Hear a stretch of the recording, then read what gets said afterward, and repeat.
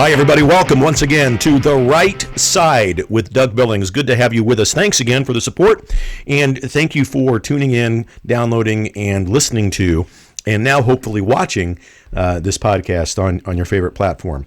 From the Ironies of Ironies department, we have in Chicago, the police are being demanded to go above and beyond the call of duty, ladies and gentlemen.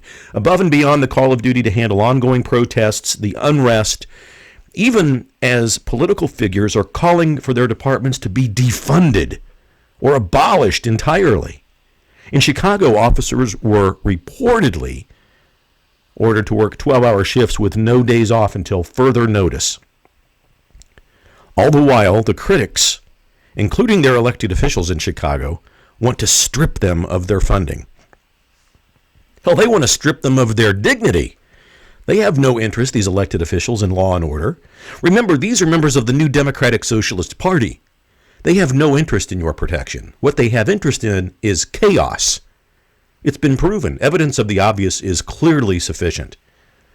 The new Democratic Socialist Party is interested in chaos because they know and they think that it makes it appear as if the president is helpless against all of this chaos and that it's his fault. So where officers were already working more demanding scheduled hours in light of the looting, the rioting, the anarchy, the arson, the crime going on because of the phony narrative of Black Lives Matter and the George Floyd death, Mayor Lori Lightfoot steps in, and remember, she's no peach when it comes to supporting law enforcement. She wants to defund them, just as all of the new Democratic Socialist members do. Mayor Lightfoot, who looks like Beetlejuice in blackface, she gets on TV and is nothing but slander, demeaning, and besmirching law enforcement officers for the duration of her tenure of mayor of Chicago. She's just a mere one example of how the members of the new Democratic Socialist Party behave toward American law enforcement officers. But the American public is waking up. They're waking up to the fact that it's only the blue states that have this chaos, the financial ruin, the economic ruin. It's the new Democratic Socialist Party-led states that are in crisis right now. You do not see Republican states in crisis. And we are waking up. And I think that it's going to bear out and bear fruit in the November elections. More on that in a minute. In other news today, the Supreme Court handed, there was two debates going on in the Supreme Court today. One involved the Second Amendment and our right to bear arms. And they also gave the LGBT community a big win today. And I'm going to talk about that as well. I'm not necessarily against that ruling. I'm against what it may represent with regards to legislation. But I think they made the correct decision. But they're also talking about Title VII rights of Title VII of the Civil Rights Act, where we need to apply equal treatment to everybody, regardless of their sex or gender, sexual identity, and so forth. And so the decision was based on three cases. Alito and Clemens were in the minority and wrote the dissenting opinion. And I think that what Alito said and others make sense is that, look, what we've done today is we've legislated from the bench. We have as justices on the Supreme Court said that the law is this, and there was no existing Title VII protection for the LGBT community. So they made a protection, and they said it applies. The caveat to all that, and again, I don't think it's necessarily a bad and horrible decision. I mean, there are worse. It's not a hill I want to die on, in other words. I don't want to lose a lot of sleep about this judgment and this ruling today. However, I will say this. I think Alito was right when he said what we've done today is basically said the majority went too far, and he called the decision, quote unquote, legislation. What we've just done is created legislation from the bench. It should have been Congress who would have enacted the amendment to the law and said, hey, look, Title VII of the Civil Rights Act applies to the LGBT community. And then the president, if he agreed, would have signed it, and it would have become law. In this case, the Supreme Court made the law. So I do think that's a mistake. I think we've got to be careful because we do not want legislation from the bench. We want the courts to interpret the legislation as it's put forth by Congress. Absolutely. Kavanaugh said that under the Constitution's separation of powers, the responsibility to amend Title VII belongs to Congress and the president in the legislative process. And I agree with that. And he continued, it does not belong to the court, to this court, to do that.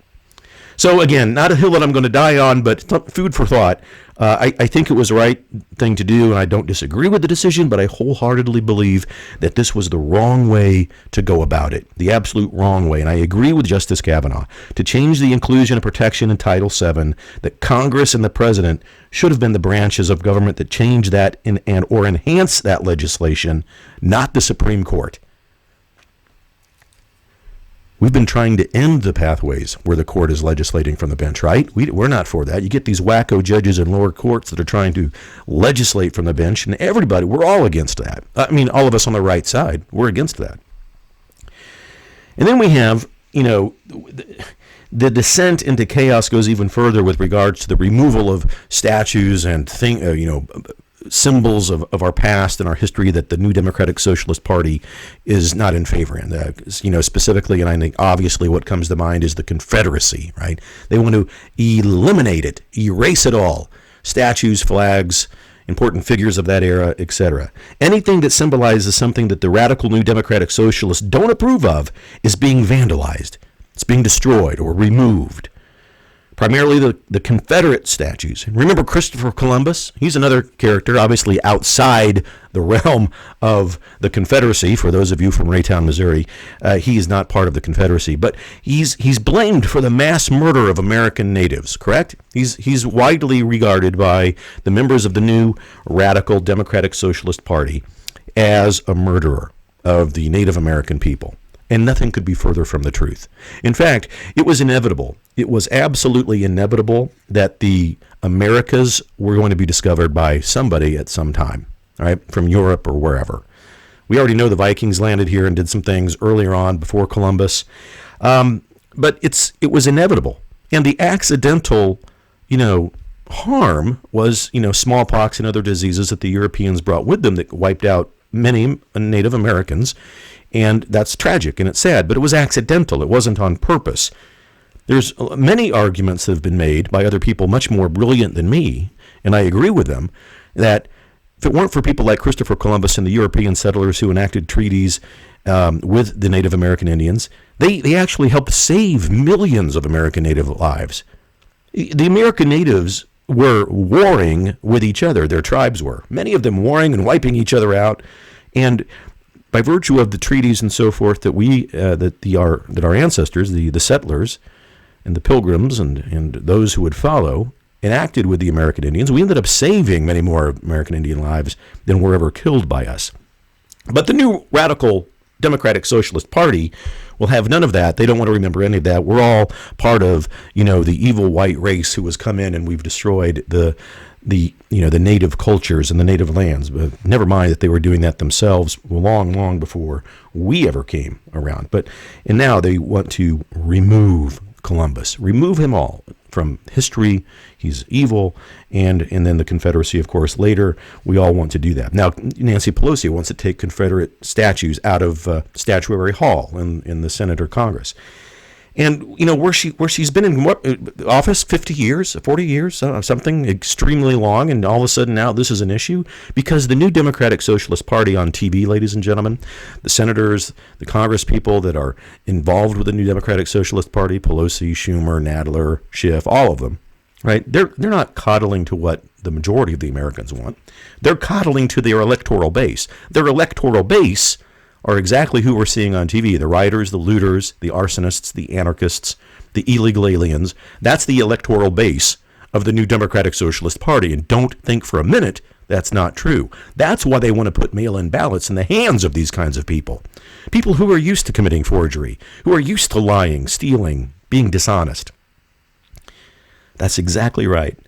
But we've got to remember that the past is there for a reason, and that is to learn from it. So to try to erase the past is not only intellectually immature, it's just plain stupid and counterproductive. We, as a people, only get better when we look at our past and learn from it. When we see adversity and challenge, corruption, whatever, in the past, we learn from it. We learn that we don't want to do it again. The only way human beings get better is to reflect on what has come before, and then to reflect further on how we want to change going forward. Hopefully it's change for the better, that self-recognition of wanting to change for the better. It's the same. Think of any kind of personal adversity that you may have faced in life, whether it's the death of a loved one, whether it's the birth of a child who has a disability, whether you've suffered cancer or divorce. I have suffered through all of those things, and I've come out on the other side, I hope, with lessons learned on how to live a better life that's filled with more empathy and understanding. You see, that's what tragedy and adversity does for us. It helps us become better. It helps us become more full human beings, to have more full range of emotions and virtues, especially that of empathy and forgiveness and love. But if we try to erase everything that we've been through, all of the challenges, all of the adversities, and act as if they've never happened, we divorce ourselves from the opportunity of getting better, of learning from the past, of learning from the mistakes that we've made. But you see, the new Democratic Socialist Party and all of the crazy nut jobs that are out there trying to erase history don't understand that. They're simply coddling to a base of their electoral base that is comprised of very evil, bad people. Because they're not interested in helping you. They're not interested in talking about learning about the past or from it. It's not only the politicians, it's our educators as well. There's a huge problem in this country with educators being members of the new Democratic Socialist Party. Their liberal applications of education would preclude people like Columbus or General Robert E. Lee or the Confederacy in general from everything that we learn about, because they have decided that it's evil and therefore they will not talk about it. Never mind that we don't get any better as a nation because we aren't given them the opportunity to reflect upon those things. But they're not interested in taking care of you. They're interested in one thing, and that's power. And God help us if they ever get it. In November, with every decision and action that these new Democratic Socialist Party members are taking, it's my firm belief that the massive majority of people in this country see right through it and see it for what it is. Craziness. Craziness.